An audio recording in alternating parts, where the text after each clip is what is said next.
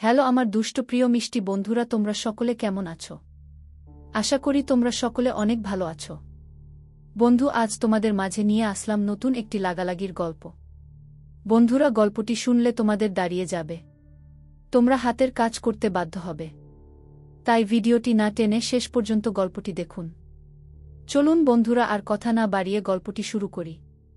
বাড়ির সদর দরজার সামনে প্রায় 5 মিনিট থেকে দাঁড়িয়ে আছে ঈশান আর ঈশা। ঈশানের বাবা মা কিছুতেই তাদের বরণ করে ঘরে তুলবে না বলে প্রতিজ্ঞা নেয়, কিন্তু ঈশানও তাদের ছাড়ার পাত্র নয়। সে নতুন বউ নিয়ে সদর দরজার সামনেই দাঁড়িয়ে আছে। তার মা বাবার আশীর্বাদ ছাড়া সে কিছুতেই ঘরে ঢুকবে না। ঈশান, তুই এটা কি করে পারলি আমাদের না জানিয়ে বিয়েটা করে নিলি? রেগে ঈশানের মা মাহমুদা, দেখো তোমার ছেলের কাণ্ড, কোথা থেকে একটা মেয়েকে তুলে এনে বিয়ে করে নিয়েছে, তা আবার বড় গলায় বলছে। মাহমুদাকে উদ্দেশ্য করে ঈশানের বাবা আবিদ, থামতো, ছেলে হয়েছে তোমার মতো ঘাড়ের রগ একটা একটু বেশি তেরা। এই তুমি আবার শুরু করলে আমায় নিয়ে। তোমার ছেলেকে আমি বলেছিলাম রাস্তায় রাস্তায় ঘুরে গুন্ডাগিরি করতে, নাকি বলেছিলাম মেয়ে তুলে বিয়ে করে নিতে? আমাদের বললে কি আমরা বিয়ে দিতাম না নাকি? আরে বাবা, আমি জানি তুমি আমার কথা ফেলতে পারো না, কিন্তু তোমার ছেলের বউ একটু বেশি চালাক হয়ে গেছিল, তাই অতি চালাকের গলায় দড়ি দিয়ে নিয়ে এসেছি। ঈশার দিকে তাকিয়ে বাঁকা হেসে ঈশান। ঈশা বুঝতে পারে এরা ঈশাকে মেনে নেবে না, তাই সে ঝোঁক বুঝে কোপ মারার জন্য তৈরি হয়। আঙ্কেল আন্টি, আপনারা আমাকে বাঁচান, আমি আপনার ছেলেকে বিয়ে করতে চাইনি, আমাকে জোর করে বিয়ে করেছে। বিশ্বাস করুন আমার দোষ নেই। কাঁদো কাঁদো সুরে ঈশার কথা শুনে আহাম্মক বনে যায় ঈশান। এই কি বলছো তুমি? তোমাকে আমি 1 মাসের সময় দিয়েছিলাম, কিন্তু তুমি কি করলে? এই ঈশান শাহরিয়ারের উপর গুটি চালতে গেলে এবার হলো তো। আন্টি আমাকে বাঁচান, আমি মানি না এই বিয়ে। কান্না করে মাহমুদা হেসে ঈশার সামনে দাঁড়িয়ে বলে, দূর পাগলি মেয়ে, বিয়ে হয়ে গেছে, তুমি মানো আর না মানো তাতে আমার ছেলে মানবে না, আমি ভালো করেই জানি। তাই ভালোর জন্যই বলছি, তুমি সবটা মেনে নাও। আমার ছেলেটা কিন্তু খারাপ না, তোমায় সুখেই রাখবে। হাসি মুখে ঈশান, ঈশার মা বাবা জানে তুই ওকে বিয়ে করেছিস? ভ্রু কুঁচকে আবিদ, বাবা, ঈশার মা নেই আর আমার শ্বশুর মশাই দেশের বাইরে আছেন। ঈশার মা নেই কথাটি শুনেই মাহমুদা ঈশাকে বুকে টেনে নেয়। ঈশা মাম্নি, আজ থেকে আমি তোমার মা, বুঝেছ? মা বলে ডাকবে, আর ঈশানের বাবাকে বাবা বলেই ডাকবে। মাহমুদার কথা শুনে ঈশার মেজাজ আরও বিগড়ে যায়। কোথায় এসে পড়েছি আমি? এখানে তো সবাই ওই পাগলটার কথায় উঠে বসে। আল্লাহ আমায় বাঁচাও মনে মনে। পেছন থেকে ঈশানের বন্ধুরা আর রাসেল সহ শীষ বাজাতে থাকে। কেউ বা জোরে সাউন্ড বক্সে গান চালিয়ে দিয়েছে। যা ঈশান, ঈশাকে তোর ঘরে নিয়ে যা। ঈশান ঈশাকে নিয়ে ভেতরে ঢুকতে নিলেই বাধা দেয় রাসেল। এইভাবে তুই ভাবিকে নিয়ে ঘরে ঢুকবি? আমরা তো মেনে নিব না। কোলে তুলে নে ভাবিকে, তারপর ঘরে যাবি। রাসেলের কথায় ঈশা যেন আকাশ থেকে পড়ে। তার 2 কান যেন ঝাঝা করে উঠে। ঈশান সবার সামনে তাকে কোলে নেবেছি। লজ্জায় আমার কি হবে? আমি তো লজ্জায় খুন হয়ে যাব। ঈশান আর তার বন্ধুদের মজা হই হুল্লোড় দেখে আবিদ আর মাহমুদা সরে যায়। মুহূর্তেই ঈশান ঈশাকে পাজা কোলে তুলে নেয়। লজ্জায় ঈশার মুখ লাল হয়ে গেছে, চোখ মুখ খিচে মনে মনে ঈশানকে 100 রকম গালি দিচ্ছে। ইস্যু, কোলে তো আমি তোমাকে এই প্রথম তুলিনি।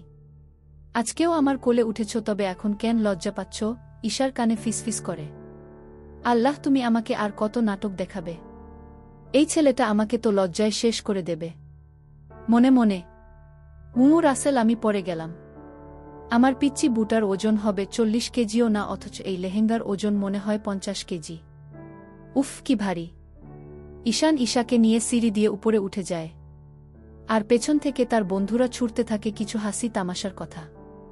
অল দ্য বেস্ট বন্ধু, বেড়ালটা মারিস কিন্তু। এই নামান, আমাকে নামান বলছি। অসভ্য লোক পারমিশন ছাড়াই হুটহাট চুমু খায়, আবার কোলেও তুলে নিচ্ছে, এই বদমাইশ নামা বলছি। ঈশান ধপ করে উপর থেকে ঈশাকে বিছানায় ফেলে দেয়। হঠাৎ করে উপর থেকে পড়ার সে কোমরে একটু চোট পায়। ওহ মা, এইভাবে কেউ কোল থেকে নামায়? অসভ্য। তুমি বলেছিলে তোমায় নামাতে, তাই নামালাম, এখন আমার দোষ? এই চুপ কর, গত 7 মাস থেকে তোকে সহ্য করে যাচ্ছি, কিন্তু আর না। ঈশান বুঝতে পারে ঈশা ভীষণ রেগে গেছে, তাই সে চুপচাপ সব কথা হজম করে যায়। ঈশান খাটে বসতে নিলেই ঈশা একটা চিৎকার দিয়ে উঠে, এই বসবেন না খবরদার। কেন? আমার বিছানা, আমার বউ, আমি কেন বসব না? ভ্রু কুঁচকে, আপনার সাথে এই রুমে একই বিছানায় আমি থাকব না, এটাই আমার ফাইনাল ডিসিশন। তাই না কি গাল চুলকাতে চুলকাতে? হ্যাঁ। আচ্ছা থাকতে হবে না, তুমি বরং এখন খাটের মাঝখানে গিয়ে বসে পড়ো আর হ্যাঁ ঘোমটাটা একটু টেনে দিবে। পারবো না। বলেছি না আপনার কোনো কথা আমি শুনব না, ধমক দিয়ে। পারবে? বললাম তো না। ঈশান আগে থেকেই বুঝতে পারে ঈশা আজ উল্টা পাল্টা পাগলের প্রলেপ গাইবে। তাই সে আগে থেকেই ব্যবস্থা করে রেখেছে। তুমি তাহলে আমার কথা শুনবে না তাই না? বললাম তো না। ঠিক আছে। ঈশান পকেট থেকে ফোন বের করে রাসেলকে ফোন লাগায়। রাসেল, তোকে যে আমি কিছু মাকড়সা আর তেলাপোকা জার ভরে রাখতে বলেছি রেখেছিস? হ্যাঁ, কিন্তু এইসব দিয়ে কি হবে? একটা পাগলের মাথার ভূত ঝাড়াতে হবে, তুই আমাদের রুমে নিয়ে আয় জার দুটো। ঈশান ফোনটা রেখে শীষ বাজাতে বাজাতে আয়নায় নিজেকে খুঁটিয়ে খুঁটিয়ে দেখতে থাকে। এদিকে ঈশার মাথায় ঢুকেছে আরেক চিন্তা, ঈশান তেলাপোকা আনতে বলল কেন? তবে কি তেলাপোকা দেখিয়ে তাকে ব্ল্যাকমেইল করে ফুলসজ্জা করবে? না, এটা হতে পারে না। একই আশেপাশে কোনো ফুলদানি নেই কেন? থাকলে তো নিজেকে বাঁচানো যেত আগে যেমন বাঁচিয়েছিলাম। ঈশা আশেপাশে ফুলদানি খুঁজতে থাকে। ঈশার কাণ্ড বুঝতে পেরে ঝাড়া গলায় বলে, এর আগেও ফুলদানি দিয়ে মাথা ফাটিয়ে দিয়েছ। তাই আমার রুমে আমি সিদ্ধান্ত নিয়েছি কোনো ফুলদানি থাকবে না। বুঝেছ মেরি জান? তাদের কথার মাঝে রাসেল এসে দরজায় টোকা দিতে থাকে। ঈশান রাসেলের হাত থেকে জার দুটো নিয়ে ঈশার সামনে দাঁড়ায়। জারে তেলাপোকা আর মাকড়সা দেখে ভয়ে জমে যায় ঈশা। লিসেন ঈশা, আমার সোজা হিসাব, আজ যদি তুমি আমার কথা না শুনো তবে আমি এই তেলাপোকা আর মাকড়সা রুমে ছেড়ে দেব, তারপর বাইরে থেকে দরজা লক করে বেরিয়ে যাব। কি বলছেন? হ্যাঁ, ঠিক বলছি। কি শুনবে নাকি? আপনি কি শুরু করেছেন? হ্যাঁ, কথায় কথায় আমাকে ব্ল্যাকমেইল করেন। আমি কিন্তু এইসব মানব না বলে দিচ্ছি। ঠিক আছে। ঈশান তেলাপোকার জারের ঢাকনা খুললে একটি তেলাপোকা বেরিয়ে আসে। আর তা দেখে ঈশা ঘর কাঁপিয়ে একটা চিৎকার দেয়। ঈশার কাণ্ডে ভ্যাবাচ্চাকা খেয়ে যায় ঈশান। তাড়াতাড়ি জারের ঢাকনাটা বন্ধ করে। এই মেয়ে চুপ, চুপ বলছি। নিচের সবাই কি ভাববে? হ্যাঁ, আল্লাহ, এই মেয়েরে নিয়ে আমি কই যাব? আপনি জানেন আমি এইসব ভীষণ ভয় পাই। তাই ইচ্ছে করে এই কাজটা করেছেন যেন আমাকে অপদস্থ করা যায়। ইয়েস ম্যাম, আপনি ঠিক ধরেছেন। যান, এবার আমার কথা মতো কাজ করুন, চুপচাপ বিছানার মাঝখানে গিয়ে বসুন। তারপর আমি দরজা দিয়ে রুমে প্রবেশ করব, তুমি এসে সালাম করবে। শক কত, যতসব আজাইরা ফাউল, মুখ ভেঙচে মনে মনে। কি মুখে ভেঙচি কেন? আমি জানি তুমি আমাকে মনে মনে এক রকমের গালাগাল দিচ্ছ। এইসব না করে যাও, আমার কথা মতো কাজ কর। ঈশা ভারী লেহেঙ্গাটা নিয়ে আবারও বিছানায় বসে পড়ে। ঈশান ঘরে ঢুকলে তাকে পা ছুঁয়ে সালাম করতে নিলেই বাধা দেয়। পায়ে হাত দিতে হবে। আচ্ছা যাও বসো, কিছু কথা আছে। ঈশা বাধ্য মেয়ের মতো আবারও বসে যায়। ঈশান তার পাশেই বসে। শুন ইস্যু, আমি তোমাকে একটা কথা বলছি, মন দিয়ে শুনো। তুমি যে আমার মাথা ফাটিয়েছ সেই কথা কিন্তু কেউ জানে না। সবাই জানে আমি বাইক অ্যাক্সিডেন্ট করেছি, মা জানলে কিন্তু রক্ষে থাকবে না। বলে দিলাম। আর শুন, আমার উপর রাগ দেখিয়ে কখনো আমার বাবা মায়ের সাথে খারাপ ব্যবহার করবে না। এতে পরিণাম কিন্তু খুব বেশি ভালো হবে না। যদি আমার কথা মতো চলো তবে মাথার তুলে রাখব। আর যদি এমন উল্টা পাল্টা চাল চলন দেখি তবে আমার থেকে খারাপ আর কেউ হবে না। আশা করি তুমি ভালো করেই জানো আমি ভালোর ভালো, খারাপের খারাপ। যাও, ফ্রেশ হয়ে ড্রেস চেঞ্জ করে আসো। নামায় পড়ব দুজনে একসাথে। ঈশা আর ঈশান নামায় শেষ করে দাঁড়িয়ে আছে। ঈশান তার পকেট থেকে একটি লকেট যুক্ত চেইন বের করে ঈশার গলায় পরিয়ে দেয়। লকেটটাতে সাদা ডায়মন্ডের লেখা। ঈশান লেখাটি জল জল করে ভাসছে। বাম হাতে পরিয়ে দেয় আরেকটি ফিঙ্গার রিং। সেখানে আয়া লেখাটি দিয়ে সুন্দর করে ডিজাইন করা। লিসেন ইস্যু, কোনোদিন যেন আমি না দেখি তোমার হাত থেকে এই রিং আর গলা থেকে চেইন না সরে।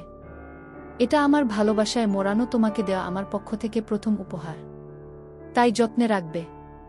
যাও, বিছানার একপাশে গিয়ে শুয়ে পড়ো। আপনি কোথায় শুবেন? ভ্রু কুঁচকে। কেন বিছানায়? নো ওয়ে, আমি আপনার সাথে এক বিছানায় কিছুতে ঘুমাবো না। মরে গেলেও না, রাগ দেখিয়ে। তেলাপোকা কি বের করব? ঈশান কথাটি বলতে দেরি হলো, কিন্তু ঈশার দৌড়ে বিছানায় বসতে দেরি হলো না। ঈশান মুচকি হেসে বিছানার একপাশে গুটিয়ে শুয়ে পড়ে। আর অন্য পাশে ঈশা। দুজনে দুদিক তাকিয়ে শুয়ে আছে। তাদের দুজনের মনেই চলছে পরবর্তীতে কি হবে, ঈশার পরিবার কি তাকে মেনে নিবে। ঈশান ভাবছে ঈশা কি কোন দিন তাকে ভালোবাসবে না। সকালে ঘুম থেকেই উঠে ঈশার ঘুমন্ত মুখটা দেখে যেন দুনিয়া ভুলে যায় ঈশান। কি মায়া এই মুখে, কত দিনের স্বপ্ন তাকে কাছ থেকে দেখা। ঈশান মুচকি হেসে ঈশাকে ডাকতে শুরু করে, ইস্যু ও ইস্যু উঠো না প্লিজ, ইস্যু ও ইস্যু। ফুফি তুমি যাও, আমি পরে উঠব। কি আমি ফুফি? এই মেয়ে বিয়ে যে হয়েছ সেই কথা কি ভুলে গেছ? উঠো বলছি, অনেক বেলা হয়ে গেছে। ঈশা কথাটা আরেকটু টেনে ঘুমিয়ে পড়ে। ঈশান বুঝে যায় সহয়ে ঈশার ঘুম ভাঙবে না, তাই সে ঈশাকে কোলে তুলে নিয়ে পানিপূর্ণ বাথটবে ফেলে দেয়। মুহূর্তেই ঘুম ভেঙে যায় ঈশার। একি আপনি এটা কি করলেন? আমাকে এইভাবে ফেললেন কেন? রেগে। শুভ সকাল আমার কিউটি বউ, আমি শাড়ি রেখে যাচ্ছি, তাড়াতাড়ি ফ্রেশ হয়ে আসবে, সময় মাত্র 20 মিনিট, যদি দেরি করেছ তো। থাক আর বললাম না। ঈশান ঈশাকে সময় দিয়েছে 20 মিনিট, কিন্তু এদিকে প্রায় 50 মিনিট হতে চলল, ঈশার কোনো খবর নেই। ঈশান 3-4 বার ডেকেছে কিন্তু ভেতর থেকে কোনো শব্দ আসেনি। এই মেয়ে ঘুমিয়ে যায়নি তো আবার? ইস্যু এই ইস্যু, দরজা খোল। আর কতক্ষণ? এভাবে কেটে যায় আরও 10 মিনিট, কিন্তু ঈশার দরজার খোলার কোনো নাম নেই। ঈশানের মাঝে এবার চিন্তারা ভর করতে থাকে। ঈশা আই সোয়ার, আমি কিন্তু এখন দরজা ভাঙব। শব্দ নেই। ঈশা আমার রাগ উঠছে, কিন্তু তুমি দরজা খুলছ না কেন? শব্দ নেই। ঈশা এবার দরজায় জোরে আঘাত করে। ভেতর থেকে ঈশা তাড়াতাড়ি দরজা খুলে দেয়। ঈশাকে দেখে স্তব্ধ হয়ে যায় ঈশান। ঈশার চোখ মুখ লাল হয়ে ফুলে আছে। শাড়িটাকে কোনো রকম প্যাঁচিয়ে দাঁড়িয়ে আছে সে। ঈশান তাকে টেনে রুমে এনে দাঁড় করা। ইস্যু তোমার এই অবস্থা কেন? ঈশা নিঃশব্দে কেঁদে যাচ্ছে। ইস্যু আগেই বলেছি তোমার চোখের জল আমার পছন্দ না। কান্না থামাও বলছি, গম্ভীর হয়ে। কেঁদেই যাচ্ছে। ঈশা স্টপ ইট, কান্না থামাও। কান্না করছো কেন আমায় বলো, না বললে কি আমি এখন উল্টা পাল্টা কিছু করে বসব? আমি শাড়ি পরতে পারি না, হেঁচকি তুলে। ঈশানের বেশ হাসি পাচ্ছে ঈশার কথা শুনে। শাড়ি না পরতে পারলে কেউ কাঁদে আজব। বোকা মেয়ে, এটা নিয়ে কাঁদছ? নো নো না, আমার কান্না পাচ্ছে কারণ আমার মায়ের কথা মনে পড়ে গেছে। মেয়েরা ছোট থেকে তাদের মায়ের হাত থেকেই শাড়ি পরা শিখে, কিন্তু আমি কখনো শাড়ি পরিনি, কারণ আমার মা নেই। ছোটবেলায় কিংবা বড় হয়েছি, কখনো কারো হাতে শাড়ি পরিনি, পরার ইচ্ছেও হয়নি। কিন্তু আজ এই মুহূর্তে মাকে খুব মিস করছি, হেঁচকি তুলে। ঈশার কথা শুনে ঈশানের খুব খারাপ লাগে। সত্যি তো মেয়েটার মা নেই, মায়ের ভালোবাসা কখনো সে পায়নি। বোকা মেয়ে, কাঁদে না। দেখো আমি তোমায় শাড়ি পরিয়ে দিচ্ছি। ঈশানের কথায় ঈশার চোখ যেন ছানাবড়া হয়ে যায়। কি? আপনি? অবাক হয়ে। অবশ্যই আমি জানতাম আমার পিচ্ছি বুটা কোনো কাজ পারে না, তাই আগে থেকেই শিখে নিয়েছি। তুমি যখন আমার মাথা ফাটিয়েছ তখন ঘরে বসে আর কি করব, ইউটিউব থেকে কিভাবে শাড়ি হিজাব পরতে হয় তা শিখে নিয়েছি।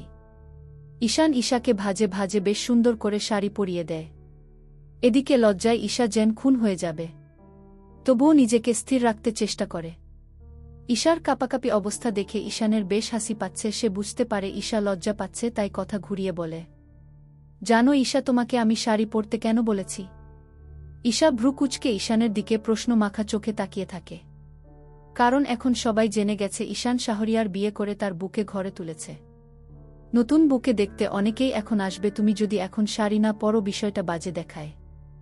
আর শুনো, কিছু মেয়ে তোমার দিকে হিংসার দৃষ্টিতে তাকাবে। এর কারণ কি জানো? কারণ এরা তোমার বরের পেছনে লাইন দিয়েছিল এতদিন, কিন্তু আমি তোমাকে বিয়ে করে নিয়েছি, তাই তোমার প্রতি তাদের একটু হিংসা থাকবেই।